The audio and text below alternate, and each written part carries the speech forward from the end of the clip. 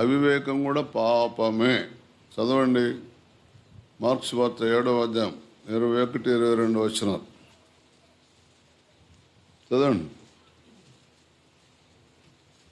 చదవండి.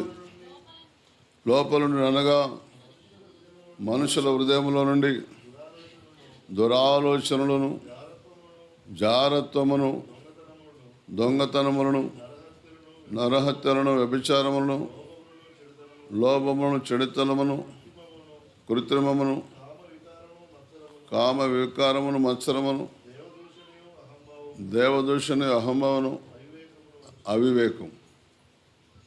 అవివేకం అంటే తొందరపడతనం. అవివేకం అంటే దేవుని దగ్గర విచారించకపోవటం, దేవుని నోటి మాట విచారించకపోవటం, ఆత్మాన్ని మేము పని సందులు చేయటం, దేవుడు చెప్పంది చేయటం. చెప్పండి, నా నోటి మాటను